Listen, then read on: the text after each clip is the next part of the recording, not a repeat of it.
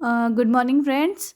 On the today's lecture, we are going to start our third chapter, which is regarding to the Basel norms.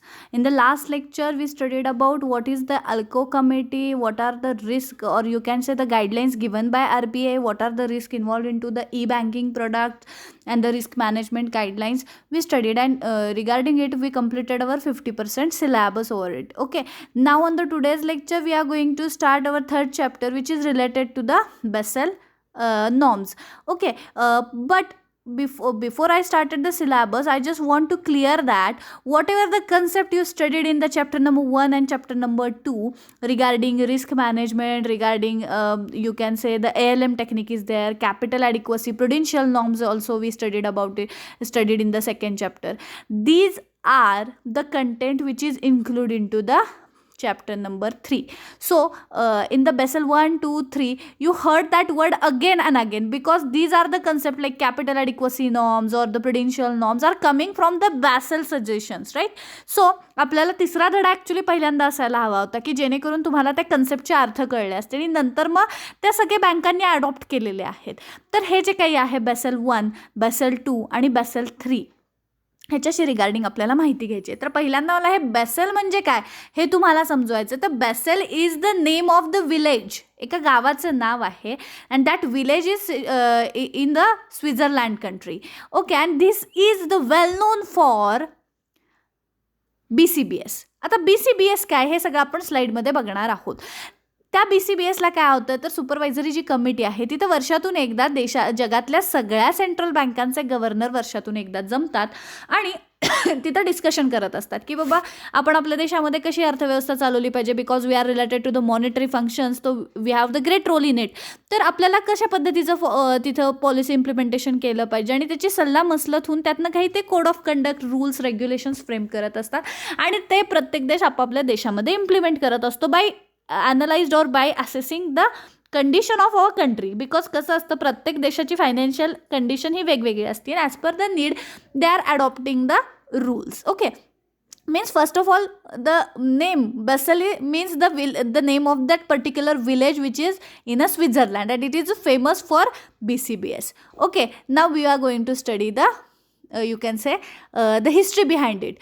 The Bank for International Settlement. If Switzerland is also well known, or the Basel is also well known for the BIS. BIS means the Bank for International Settlement. It was established in the 1930 at the Basel in the Switzerland after World War.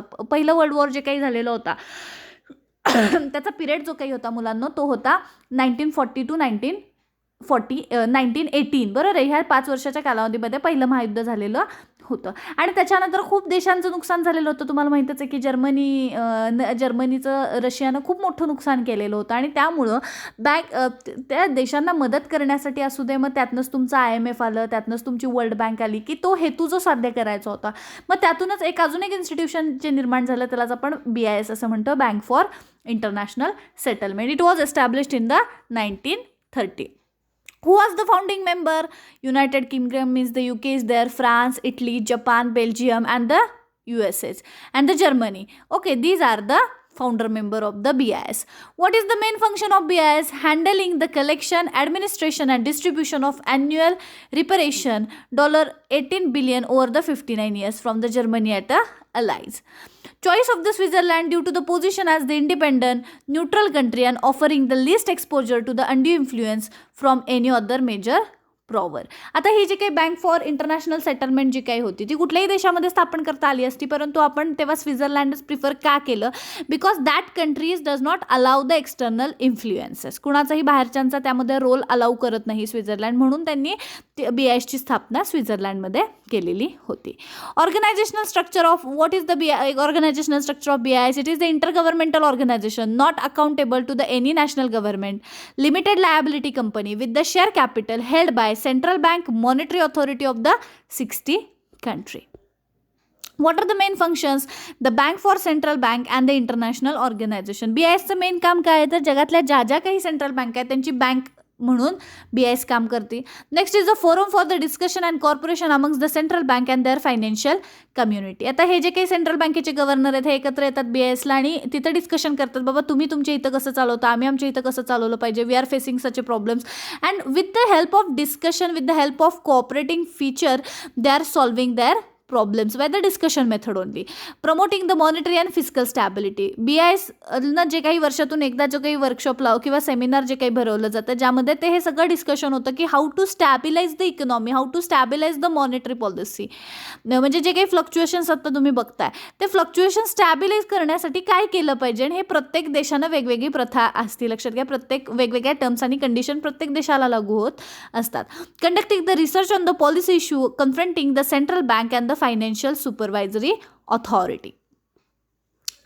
त्याच्यानंतर आता सगळ्यात महत्त्वाचं आपल्याला बघायचं की बेसलमध्ये BCBS आहे, that is the Basel committee on the banking supervision and it is originally established by the central bank governor G10 nation in the 1974. 1974ला काय झालं तर BCBSची स्थापना झाली. G10 मेंबरनी मिळून ही स्थापना केलेली होती की Basel committee on the banking supervision. ज्या काही सेंट्रल बँक आहेत त्या कशा काम करता आहेत त्यांच्यासाठी सुपरविजन झालं पाहिजे. तिथं 1974ला तिथं ऑर्गनायझेशन कोणतं असलं पाहिजे, who will be the act as a supervisor, who will be act as a guide or the you can say the adviser to the central bank, and so that the BCBS was established.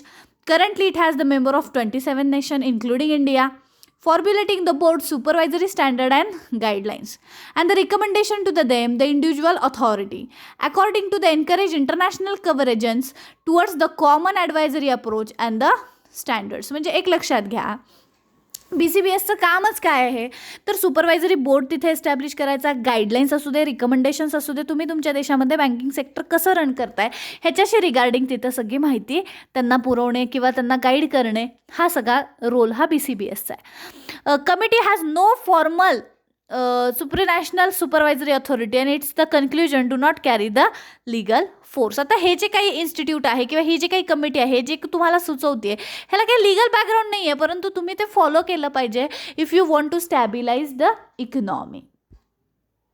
Next one is what is the BCBS publications. मग आता BCBSनं 1988ला Basel one सांगितलं, म्हणजे जे काही rules सांगितले, जे काही recommendations तुम्हाला दिले तर त्या रूल्सला आपण बेसल नॉर्म्स असं म्हणतो, नियम असं म्हणतो. जो पहिला बेसल नॉर्म होता हा 1988ला झाला, दुसरा बेसल नॉर्म आहे तो 2004ला झाला आणि तिसरा बेसल आहे तो 2010ला झाला. म्हणजे काय आहे as per the need of economy त्यातले रूल्स रेग्युलेशन्स बेसलनं जरा बदलले. पूर्वी कसं व्हायचं जी काही फायनान्शियल कंडिशन आहे त्याप्रमाणे बेसलनं नॉर्म्स केलेले होते, परंतु आत्ताची फायनान्शियल कंडिशन चेंज झाली आहे.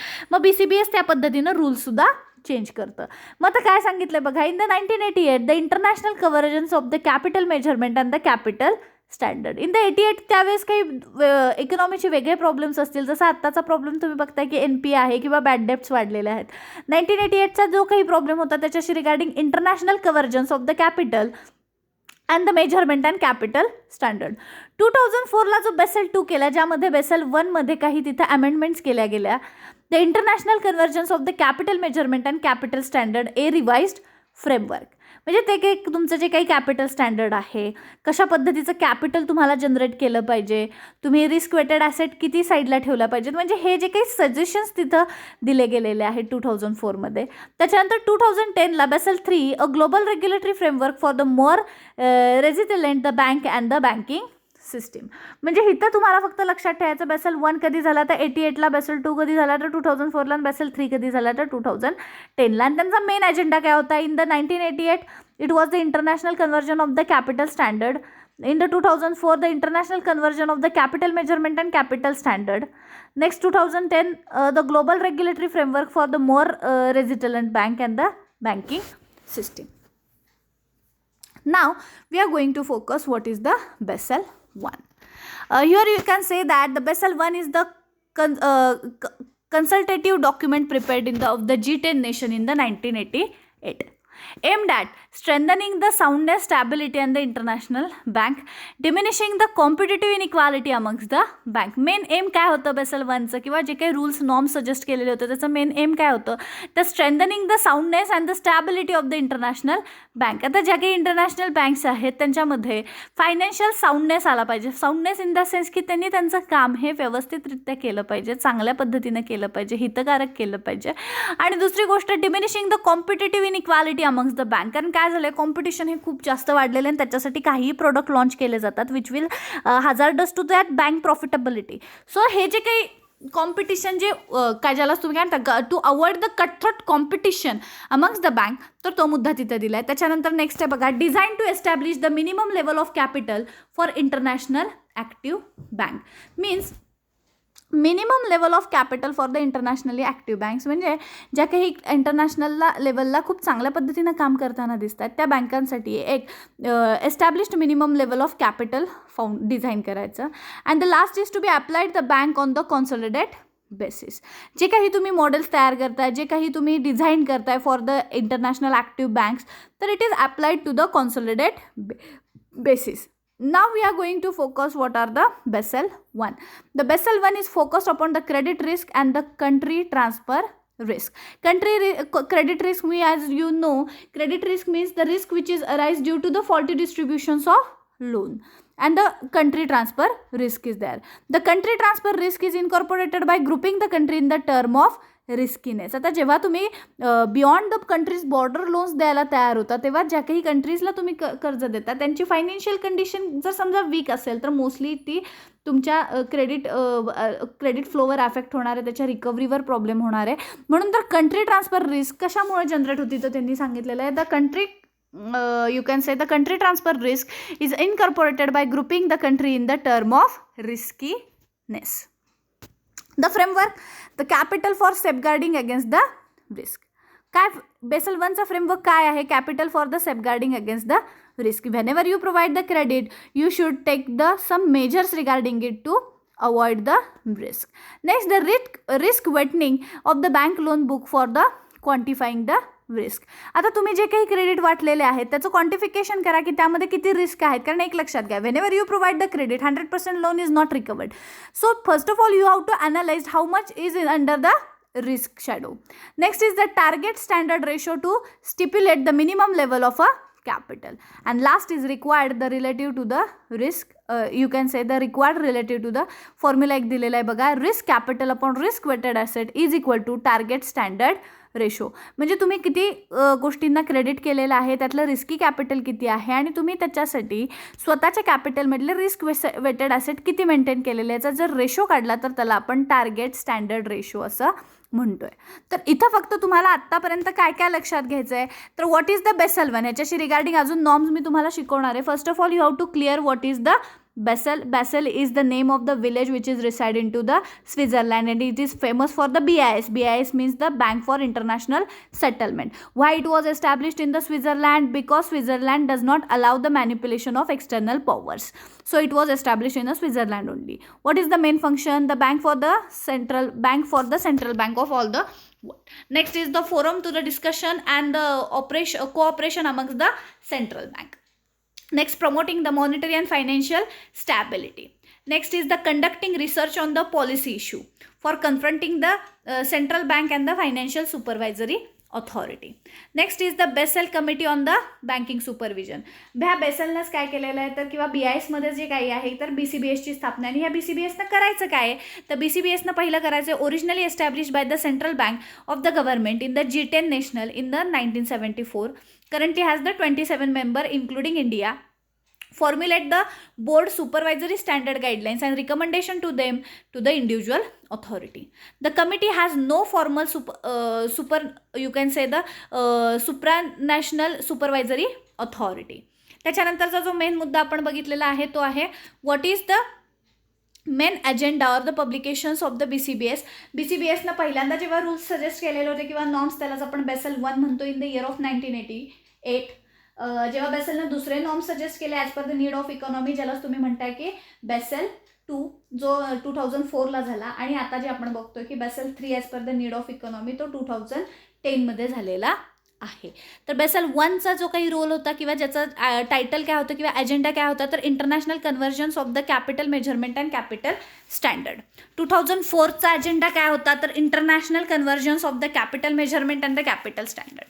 आणि लास्ट होता 2010चा जो काही बेसल 3चा जो काही नॉर्म्स तुम्हाला दिलेले आहेत त्याचा अजेंडा होता अ global regulatory framework for more resistant bank and the banking systems. It is all about the BCBS publications, and we studied about what are the norms given by Basel 1, the consultative documents prepared by the G10 nation in the 1988. What was the aim? The aim is strengthening the soundness and the stability in the international bank, diminishing the competitive inequality amongst the bank, and design the established minimum level of a capital for international active bank to be applied on the bank on a consolidated basis.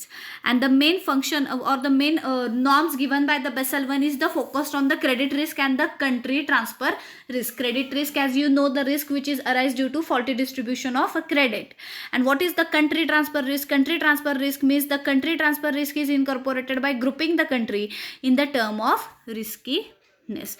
It is all about the Basel 1, and for that they decided the framework. Framework is means the capital, the classification of the capital is to be done under the Basel 1 tier 1 and tier 2 capital. Means classification तिथे केलेलं आहे कॅपिटलचं. The capital for safeguard against the risk.